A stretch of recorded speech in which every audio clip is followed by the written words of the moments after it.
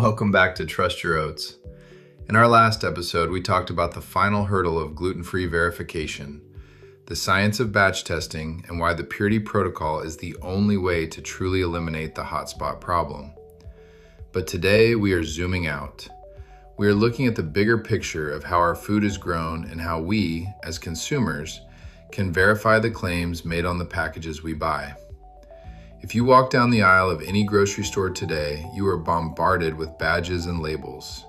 Natural, non-GMO, organic, sustainable. It can be overwhelming. What do these badges actually mean? And more importantly, what do they leave out? For decades, the USDA Organic seal has been the gold standard for clean food. But as our understanding of climate change, soil health, and social equity has evolved, we have realized that simply avoiding chemicals is not enough. We cannot just sustain a broken system, we have to regenerate it. Today, we are demystifying the badges. We are going to explore what organic really communicates, and we are going to introduce you to the new frontier of sustainable agriculture, Regenerative Organic Certified, or ROC. We will break down its three-pillar structure, its tiered levels, and how ROC certified oats are changing the landscape from seed to shelf. This is Trust the Badge. To understand where we are going, we first have to understand where we are. The USDA National Organic Program, or NOP, was established to create a unified standard for organic farming. When you see that green and white USDA Organic seal on a bag of oats, it guarantees a few very specific things. First, it means the land where those oats were grown had a 3-year transition period where no prohibited substances like synthetic fertilizers or pesticides were applied. It means the farmer used organic seed and absolutely no genetically modified organisms, or GMOs, were used. It also requires the farmer to manage soil fertility through biological and ecological means like crop rotations and compost, rather than relying on chemical inputs. And it mandates a prevention-first approach to pest management. This is a massive achievement. The organic movement has spared millions of acres from toxic chemicals and created a market worth over $70 billion in the United States alone. There are now over 18,000 certified organic operations across the country. And for oat farmers specifically, organic certification means no synthetic herbicides like glyphosate, which has been a growing concern in conventional oat production, no synthetic fertilizers, and a commitment to building soil fertility through natural means. But the USDA Organic Standard has limitations. It tells you what a farmer cannot do, but it is less strict about what they must achieve. For example, organic farming requires crop rotation, but it does not mandate cover cropping. It does not require farmers to minimize tillage. In fact, many organic farms rely heavily on tilling the soil to control weeds, which can destroy soil structure and release carbon into the atmosphere. Furthermore, the USDA Organic Standard does not measure soil health outcomes. It does not track carbon sequestration. It only requires basic outdoor access for animals without mandating pasture-based systems. And crucially, it does not address worker fairness, living wages, or the economic sustainability of the farmers themselves. Think of it this way. Organic tells you that the farmer avoided the worst practices, but it does not tell you that the farmer is actively healing the land. It does not tell you that the workers who harvested your oats were paid a living wage. And it does not tell you that the soil is actually getting healthier year over year. Organic is a critical foundation, but it is just the beginning. In 2017, a group of visionary organizations, including the Rodale Institute, Dr. Bronner's, and Patagonia, came together to ask a question. What if we built a certification that goes beyond sustainable? What if we created a standard that actually heals the earth? The result was the Regenerative Organic Alliance, a 501c3 nonprofit organization and the creation of the Regenerative Organic Certified, or ROC, framework. Now, the term regenerative agriculture is not new.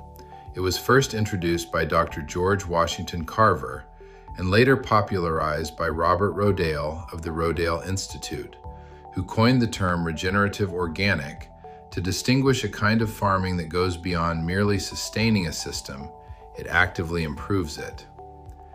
As the Regenerative Organic Alliance puts it, ROC represents the highest standard for organic agriculture in the world.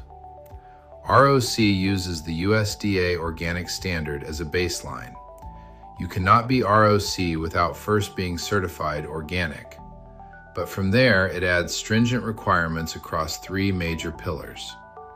The first pillar is soil health and land management. This is about actively regenerating the soil, increasing organic matter, promoting biodiversity, and sequestering carbon from the atmosphere back into the ground.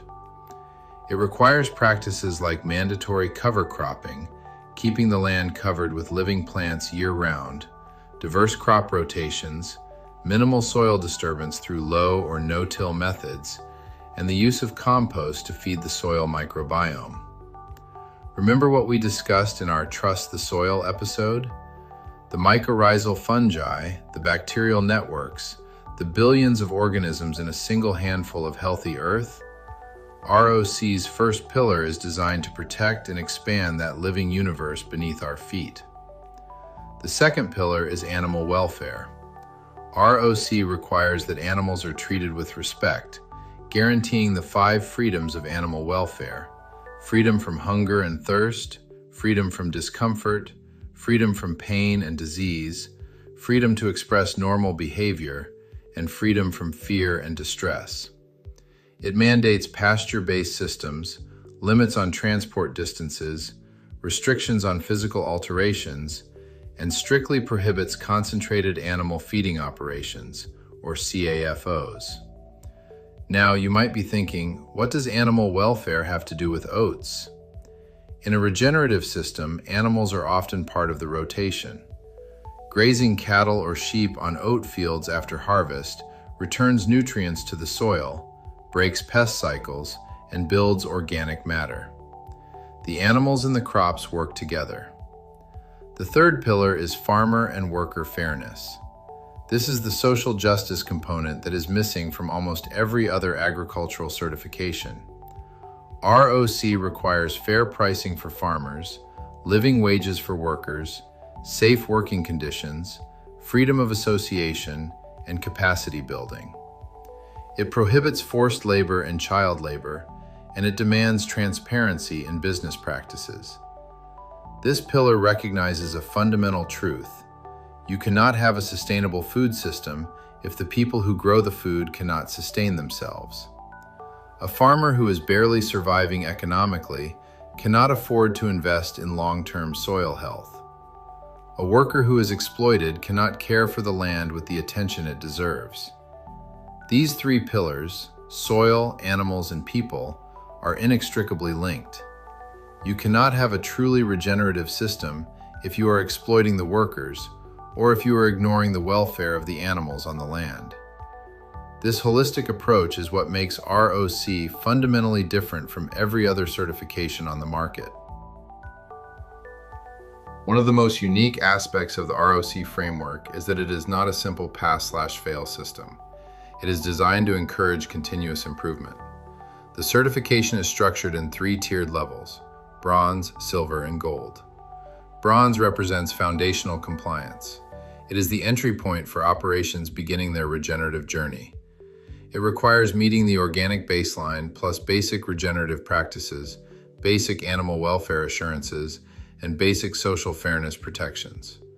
At the bronze level, at least 10% of the farm's land must meet ROC standards, with a commitment to reach 50% within 3 years. Silver indicates a stronger adoption of regenerative practices. It requires more stringent performance, improved conditions, and stronger worker protections. At the silver level, 50 to 75% of the land must meet all criteria. Gold is the highest standard.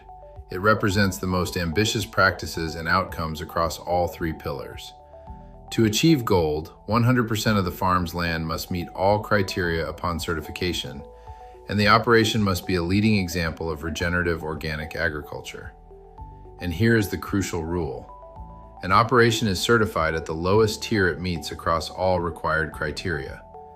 If a farm has gold-level soil health practices, but only bronze-level worker fairness, the entire operation is certified at bronze.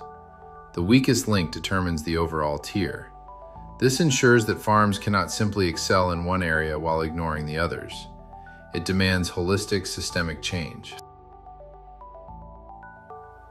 So how does this apply to the oats in your pantry? For a gluten-free oat operation to carry the ROC badge, the commitment has to flow through the entire supply chain. It starts at the farm level. The fields where the oats are grown must first be certified USDA Organic. Then the farmer must implement the ROC soil health practices, planting cover crops to protect the soil during the off-season, minimizing tillage to keep the soil microbiome intact, and using compost to build organic matter. They must also meet the rigorous standards for worker fairness. But the certification does not stop at the farm gate. The Regenerative Organic Alliance also verifies the companies that use these ingredients. While the bronze, silver, and gold tiers apply only to the farms and producers, the processors and manufacturers must meet separate, strict criteria for handling ROC ingredients. When a brand wants to sell a product with the ROC label, they must become licensed with the ROA. This creates an unbroken chain of accountability. The ROC certified farm grows the oats, the licensed manufacturer processes them, often using the strict purity protocol to ensure they remain gluten-free, and the consumer gets a product they can trust. When you see the Regenerative Organic Certified badge on a bag of oats, you are not just buying a breakfast cereal. You are investing in a system that draws down carbon, protects biodiversity, ensures fair wages, and builds healthier communities.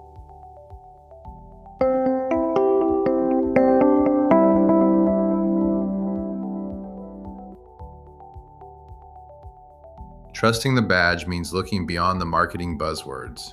It means understanding that organic is a vital foundation, but it is not the finish line. It means recognizing the power of the three pillars: soil, animals, and people, and supporting the farmers who are doing the hard work of regenerating our earth. At the end of the day, the badges on our food are a reflection of our values.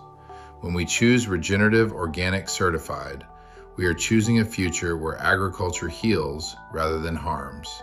Thank you for joining me for this episode of Trust Your Oats. In our next episode, we will be exploring the power of community and how the choices we make at the grocery store ripple out to affect the lives of farmers and families around the world. Until then, stay healthy, stay curious, and as always, trust your oats.